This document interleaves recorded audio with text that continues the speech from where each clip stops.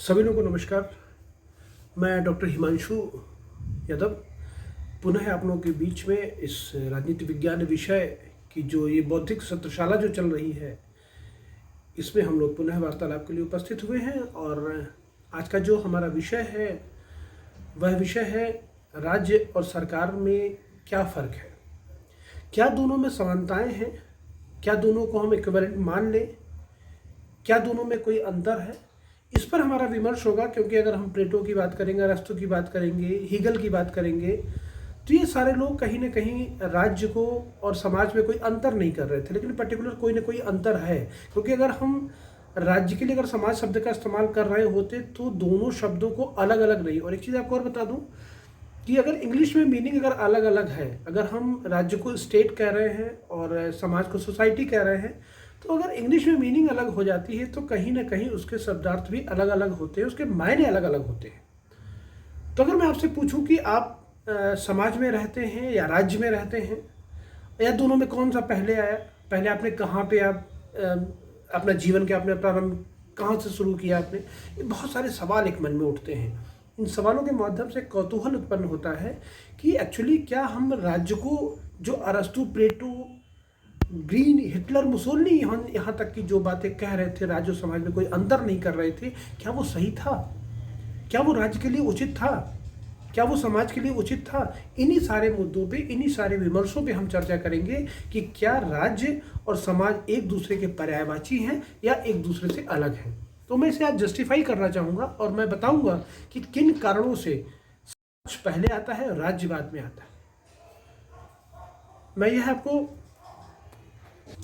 तो इसके माध्यम से मैं स्पष्ट करूंगा कि राज्य और समाज किस तरीके से अलग अलग है, और दोनों एक दूसरे को आप कहेंगे कि एक साथ मिलाकर जब कोई संस्था चलती है, कोई समूह चलता है, कुल जब चलता है, एक साथ मिलकर जब कार्य कर रहे होते हैं तो वो बेहतर कार्य कर रहे होते हैं, और इससे राज्य भी मजबूत हो रहा होता है और समाज भी मजबूत हो रहा होता है। समाज के में अगर मजबूती का स्तर देखा जाए तो राज्य के माध्यम से है। राज्य उसे वो सुविधाएं प्रदान करता है जिससे हमारा समाज क्या होता है, मजबूत होता है। तो मैं इन्हीं सारे विषयों पे आपसे आज चर्चा करूंगा, तो आप लोग थोड़ा सा गौर से इसको ध्यान दीजिएगा। चलिए, बोर्ड मेरा आपके सामने स्क्रीन पर होगा, मुझे लगता है कि बोर्ड स्पष्ट होगा, दिखाई पड़ रहा होगा। देखिए, इस हम राज्य और समाज को समझने के लिए मैं 3 कैटेगरी में बांटूंगा, 3 भागों में इसे विभाजित करूंगा, 3 भागों में इसे विभाजित करने जा रहा हूँ।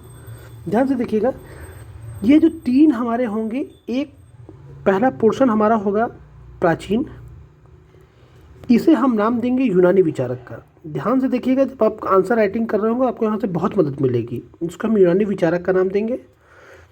दूसरा जो हमारा होगा मध्यकाल, मध्यकाल का हम जो नाम देंगे आदर्शवादी, ये सिद्धांत आदर्शवादी विचारक होंगे यहाँ पे, आदर्शवादी विचारक। तीसरा जो हमारा नाम होगा वो आधुनिक काल, या इसको हम कहेंगे यहाँ पे दूसरा नाम हमारा होगा, इसको या फासिस्ट विचारक कहेंगे। देखिए, मैंने एक तो आपको काल के माध्यम से बताया, दूसरा मैंने आपको विचारक के माध्यम से बताया। यहाँ पे देखिए, काल खंड के माध्यम से बता रहा हूँ, यहाँ मैं आपको विचारक के माध्यम से समझा रहा हूँ। तो ये समझाने का रीज़न ये कि जब आप लिखेंगे तो लिखने की जो तारतम्यता होती है वह तारतम्यता आपकी स्पष्ट होनी चाहिए। तो यहाँ पे गौर से देखिएगा, अगर अब हमें जस्टिफाई अगर करना हो, हमें बताना हो कि इनमें और कौन कौन सी ऐसी चीज़ें हैं। अब देखिए, इस प्राचीन और यूनानी विचारकों में कौन आएंगे, इनमें 2 विचारक की मैं चर्चा करूँगा। एक आपके प्लेटो की चर्चा आप कर रहे होते हैं, एक चर्चा आप अरस्तु की कर रहे होते हैं। यहाँ पर जब आदर्शवादी की चर्चा करेंगे तो आपके पास 2 विचारक यहाँ पे भी आ रहे होंगे, एक आपका हीगल आ रहा होगा और एक आपका कांट साहब आ रहे होंगे। जब हम फासिस्ट की चर्चा करेंगे तो बहुत चर्चित नाम है हिटलर और मुसोलिनी। यह देखिए, एक स्ट्रक्चर बन के तैयार हो गया। मैंने बता दिया कि किसके कालखंड के हिसाब से बता दिया, विचारक बता दिए, और फिर कौन कौन से विचारक हैं यह मैंने आपको स्पष्ट कर दिया। यहाँ से मुझे लगता है कि यहाँ तक आपको चीज़ें स्पष्ट हो गई होंगी। देखिए, यह लोगों का जो सिद्धांत है वो कहते क्या है, इन सभी लोगों का सिद्धांत 1 + 2 + 3 ये सभी लोगों का सिद्धांत है, और ये कहते हैं कि राज्य बराबर समाज। अर्थात अर्थात ये राज्य और समाज में कोई भी अंतर नहीं समझते हैं। यह कहते हैं कि यह दोनों क्या है, एक ही सिक्के के दो पहलू हैं। क्लियर है? लेकिन क्या यह संभव है? क्या यह सही है? यह आप देखेंगे प्लेटो अरस्तु क्यों बातें कर रहे हैं, मैं बताऊंगा। हिटलर मुसोलिनी किन चीज़ों को सिद्ध करने के लिए बातें कह रहे हैं, उसे ये बताने की भी मैं चर्चा करूंगा। देखिए, एक चर्चा और कर देता हूँ यहाँ पे कि इंग्लैंड की चर्चा करूंगा। इंग्लैंड में निरंकुश शासन व्यवस्था चल रही थी। इंग्लैंड में निरंकुश शासन व्यवस्था चल रही थी। निरंकुश शासन व्यवस्था का मतलब होता है कि राजा अपना जैसा चाहे मनमानी तरीके से वो कार्य कर सकता है। इसमें कोई कहीं पे इसका कोई अनियंत्रित सत्ता होती है। बहुत न्यायपूर्ण जो कार्य करना चाहेगा वो तमाम सारे लोग उससे परेशान भी होंगे। मतलब वो जो भी चाहेगा अपने मनमानी तरीके से वो कार्य को करेगा। यह व्यवस्था क्या है? इंग्लैंड की व्यवस्था थी। इंग्लैंड में इस तरह की व्यवस्थाएं चल रही थी, तो वहाँ जो राज्य था, राज्य और समाज में कोई अंतर वहाँ स्पष्ट रूप से दिखाई नहीं दे रहा था। लेकिन अगर फ्रांस की बात करेंगे, फ्रांस में एक राजा हुए लुई चौदह। लुई 14वें जो राजा थे, उन्होंने एक स्टेटमेंट दे दिया। उन्होंने स्टेटमेंट कर दिया, क्या दे दिया? I am the state. आपने कई सारी इधर मूवीज़ में भी देखा होगा, स्टेटमेंट बहुत फेमस रहा है। स्टेटमेंट को कई लोगों ने इस्तेमाल किया है। जैसे वह कहता है कि आई एम द स्टेट, वो कहता है कि मैं ही सब कुछ हूँ, मैं ही राजा हूँ। यह इस तरह का जो व्यवस्था जो दिखाई दे रही है, व्यवस्था कैसी है? यह व्यवस्था कहीं ना कहीं क्या कहते हैं, निरंकुश शासन व्यवस्था की तरफ आपको इंगित कर रही, आपको बता रही होती है। लेकिन आप हाब्स की भी चर्चा करेंगे। हाब्स में राज्य और सरकार को एक ही अर्थ में बताया है। हाब्स भाई साहब जब आते हैं, हाब्स भी कहते हैं कि राज्य और सरकार जो है वो दोनों क्या नाम है, एक ही अवस्था में है, एक ही तरीके से कार्य करते हैं कुछ। लेकिन यहाँ पर मैकाइवर एक ऐसे राइटर होते हैं जो मैकाइवर सब आते हैं, तो मैकाइवर ने ऊपर दी गई सारी बातों को खारिज तो नहीं किया, लेकिन उन बातों में बदलाव लाने की कोशिश की। देखिए, बिल्कुल आप नकार नहीं सकते हैं, नकारा नहीं इन्होंने, लेकिन उसमें क्या किया, बदलाव लाने की बात की। और बदलाव क्या किया उन्होंने, उनके जो स्टेटमेंट है वो स्टेटमेंट है, हमें राज्य और समाज के बीच स्पष्ट भेद कर लेना चाहिए। इन्होंने देखिए पहले से स्पष्ट भेद करने की बात कर दी। उन्होंने कहा दी कि नहीं, राज्य और जो समाज है ये दोनों में क्या है, आपस में समानता नहीं है, दोनों में आपस में भेद है। वो कहते क्यों? क्योंकि राजनीति को सामाजिकता के साथ मिलाना महान भ्रम उत्पन्न करने वाला है। ये कहता है कि राजनीति को अगर आप सामाजिकता के साथ मिला देंगे तो राजनीति का बेहतर तरीके से काम नहीं चल पाएगा, और ये क्या है, एक भ्रम की स्थिति है।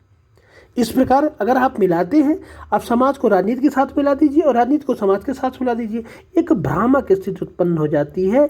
इस भ्रामक स्थिति में न तो आप स्टेट को सही तरीके से समझ पाते हैं और ना ही आप सोसाइटी या समाज को सही तरीके से समझ पाते हैं। तो यह एक बेसिक था। मैकाइवर पहली बार स्टैंड लेते हैं, और पहली बार मैकाइवर इस तरह की बातें जब करना शुरू करते हैं तो एक रेडिकल चेंज आता है। तो वहाँ से एक नई दिशा मिलती है। तो हम सबसे पहले जो अध्ययन करेंगे कि सर्वप्रथम एक विषय फिर उठ के आता है कि समाज है क्या। फिर समाज क्या है? जब समाज क्या है, जब सोसाइटी क्या है, तो लोग कहते हैं कि समुदायों और संस्थाओं का योग है। वो कहता है कि लोगों का और प्लस समूहों का ये क्या है, एक योग है, ये संयोग मात्र है। ये कहता है कि कुछ संख्यक, कुछ बहुसंख्यक, कुछ समुदायों के आपस में मिलने से क्या कहते हैं, इन संस्थाओं का निर्माण होता है। लेकिन एक प्रश्न देखिए, एक प्रश्न उठता है कि समाज क्या है, दूसरा प्रश्न उठता है इसका निर्माण कैसे होता है।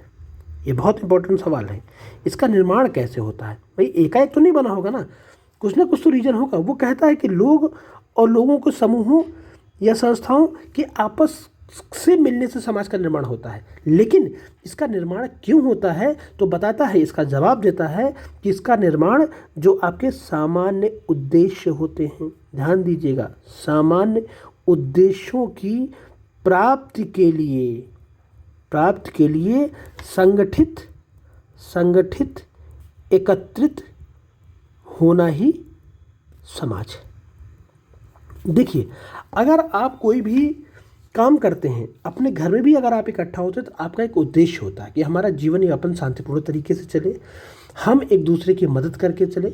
अगर आप 4 मित्र आपने सपोज दैट आप 4 मित्र में व्हाट्सएप पे कोई आपने ग्रुप क्रिएट कर दिया, सपोज दैट ये जो ग्रुप बनाते हैं तो इस ग्रुप में सब लोगों के जुड़ने से सामाजिकता नहीं आती। आप जुड़ गए, ABCD, मान लीजिए एक ब्राह्मण है, एक सिख है, एक हिंदू, एक मुस्लिम है, एक ईसाई है। हिंदू मुस्लिम सिख ईसाई आपस में जुड़ तो गए, लेकिन इस जुड़ने के पीछे कोई एक उद्देश्य होगा। उद्देश्य क्या होगा कि आपसी वैमनस्यता को क्या करना है, वैमनस्यता को खत्म करना है। अगर यह आपका सकारात्मक उद्देश्य है तब तो आप अपने जुड़ने के लिए सार्थक हैं। और यही जो जुड़ता है, ये जोड़ने काम कौन करता है, समाज करता है। क्लियर है? अब आपको मुझे लगता है कि समझ में आ गया होगा कि समाज क्या है और समाज का निर्माण कैसे होता है। इसी में एक दूसरे राइटर आ जाते हैं, GDH कोल साहब जब आते हैं तो कोल साहब ने भी इसी मैकाइवर के ही स्टेटमेंट को बहुत ही प्रबलता के साथ जोड़ दिया और उन्होंने कहा कि जो समाज है समस्त मानवीय संबंधों का योग है। जो मैंने पहली लाइन अभी आपको बताई थी उसी सेम को इन्होंने यहाँ पे रिपीट किया है और रिपीट करते हुए शब्दों में परिवर्तन किया है। और परिवर्तन करने से इन्होंने बताया कि जो समाज है वो समस्त मानवीय जो संबंध हैं उनका क्या है, उनका केवल एक योग मात्र है। जितने मानवीय संबंध होगा, मानवीय संबंध किसके बीच होगा, मानवों के बीच ही तो होगा ना। अगर संबंधों की चर्चा जैसे करेंगे, संबंध का मतलब एक से अधिक व्यक्तियों का समूह, एक से अधिक व्यक्तियों का होना। जब एक से अधिक व्यक्तियों के होने की जैसे आप बात करेंगे तो वैसे क्या होगा, वो कहता है कि हमारा समाज का निर्माण हो जाता है। एक राइटर हुए, इन्होंने भी क्या कहते हैं, अपना एक स्टेटमेंट दिया। इन्होंने कहा समाज में व्यक्तियों का समूह नहीं अपितु विभिन्न समूहों के बीच संबंधों की व्यवस्था है।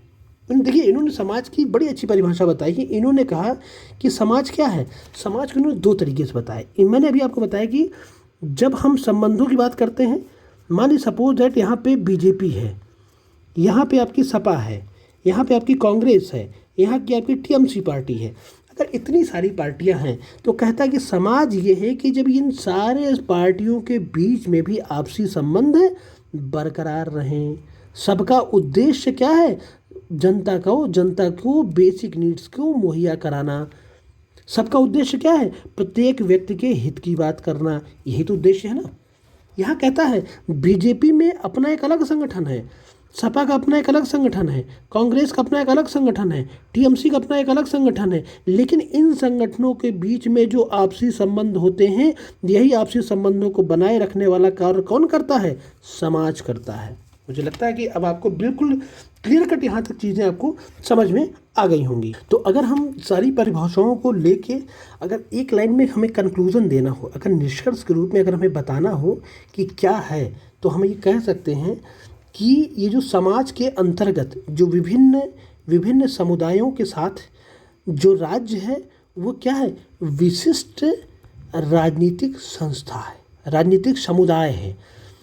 देखिए समुदाय शब्द यहाँ राजनीतिक कैसे हो, क्योंकि सबको आपस में जोड़ के रख रहा है, नियम कानूनों के माध्यम से जोड़ रहा है। तो वो जो जोड़ना शब्द आ रहा है वो कौन कर रहा है, राज्य कर रहा है। इसलिए राजनीतिक समुदाय राज्य हो गया और सामाजिक समुदाय समाज हो गया। क्लियर है? देखिए इसी में हम पढ़ेंगे कि राज्य और समाज के बीच क्या अंतर है। ये जब हम अंतर की चर्चा करेंगे तो बेसिकली दोनों में क्या डिफरेंस क्या है, दोनों में अंतर क्या है, तो इन्हें अंतर की जैसे चर्चा करेंगे तो देखिए इसमें अंतर करने का कुछ एक आधार मैं बताऊंगा। जैसे उत्पत्ति के आधार पे हम उत्पत्ति के आधार पे चर्चा करेंगे। देखिए उत्पत्ति के आधार पे आप समझते भी चलते हैं, बल्कि हम बाद में इसको डिफाइन कर देंगे, अभी लगे हाँ समझ लेते हैं। देखिए उत्पत्ति के आधार पे जैसे आप करेंगे, देखिए मानव जाति जब उत्पन्न हुई है तो मनुष्य एक्चुअली समाज में रह रहा था। सबसे पहले जब मनुष्य उत्पन्न होता तो वो क्या था, समाज में ही था। अच्छा एक चीज़ आपसे मैं पूछूं कि व्याकरण पहले आया है या भाषा पहले आई है। अंग्रेजी का जो शब्द है, शब्द पहले आए हैं या ग्रामर पहले आए। अगर आपको इसमें पूछा जाए तो आप बताएंगे पहले शब्द आ गए थे, पहले भाषाएं आ गई थी, उसके बाद व्याकरण शब्द, ग्रामर की चर्चा हमने क्या की, बाद में की। तो सेम इसी तरह एक की भूमिका इसमें समाज की है और दूसरे की भूमिका इसमें किसकी है, राज्य की है। ये कहता है कि ये जो संगठित और असंगठित रूप में जो भी संबंध व्यक्तियों के मध्य पाया जाता है, उन संबंधों की सफलता को, उन संबंधों की सजगता को या उन संबंधों की एकरूपता को क्या कहा जाता है? समाज कहा जाता है। ये समाज की परिभाषा है। इसी को अगर आप दूसरे उसमें देखेंगे, एक सबसे बड़ी बात यह है कि जो सामाजिक संरचना है, जैसे कुटुंब है, परिवार आपका है, धार्मिक आधार है आपके, आर्थिक आपके कुछ आधार है, का जो जन्म हुआ है ये कब हुआ है? यह राज्य से पूर्व हुआ है। ये राज्य के पहले आपका परिवार भी था, आपका क्या नाम है, आर्थिक संगठन भी आपके पास मजबूत थे, आपके धार्मिक संगठन भी मजबूत थे। राज्य कब आया है? राज्य उस व्यवस्था में जब कुछ व्यवस्थाएं बदलने लगीं, उस व्यवस्था में कुछ परिवर्तन की जब आवश्यकता पड़ी, तब वहाँ पे कौन आया?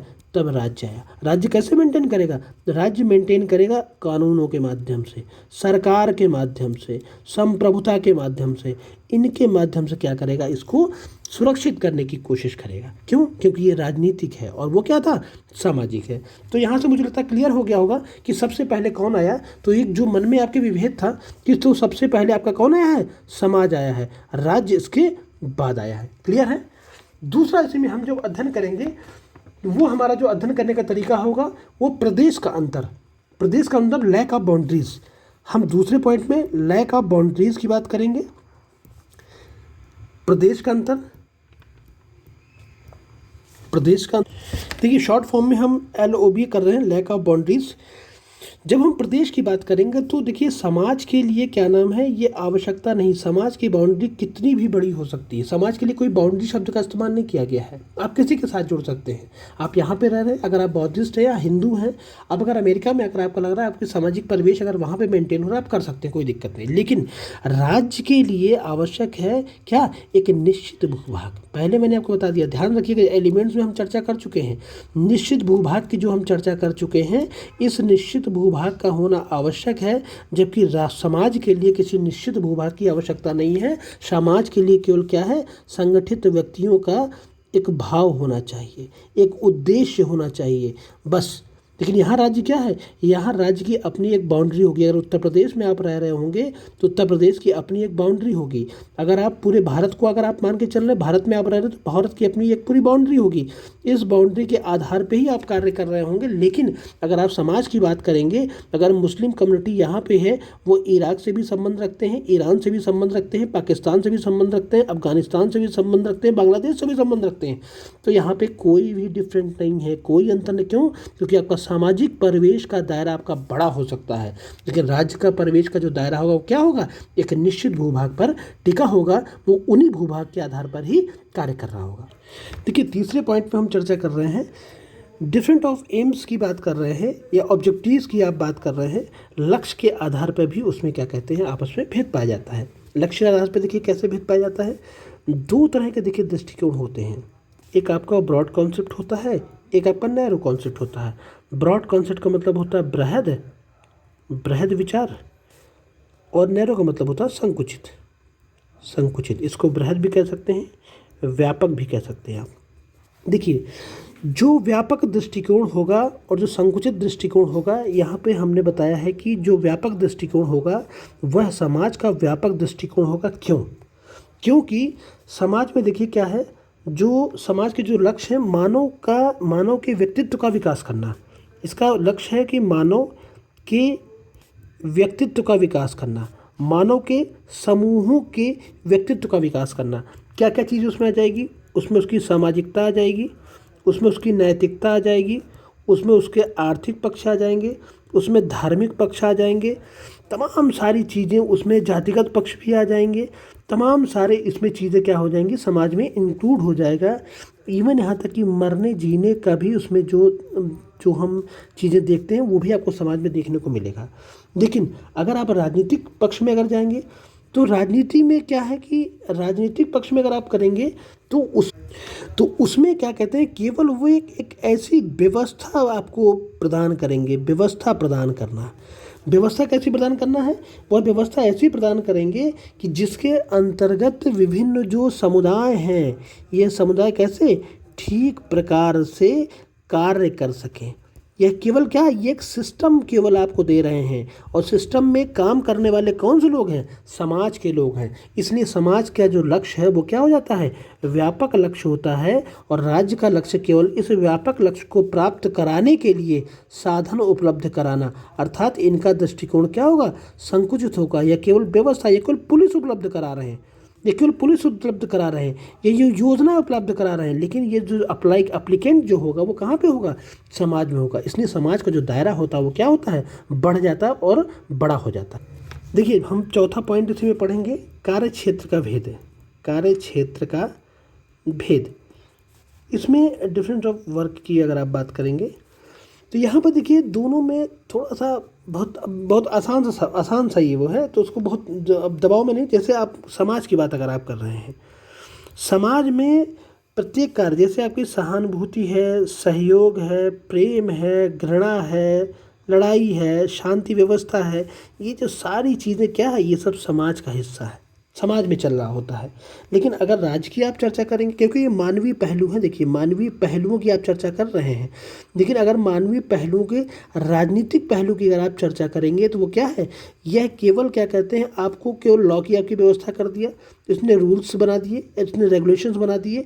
यही जो ऊपर वाले पॉइंट्स अभी थे, ये सारे पॉइंट्स यहाँ पे भी आएंगे कि जो कार्य क्षेत्र है वो इसका कार्य क्षेत्र बड़ा हो जाता है, व्यापक हो जाता है।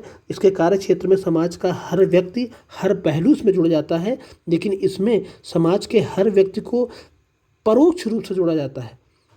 इसमें क्या है, परोक्ष रूप किस नहीं, इसमें से दिखाई पड़ता है, स्पष्ट हो जाता है कि ये जुड़े हुए हैं।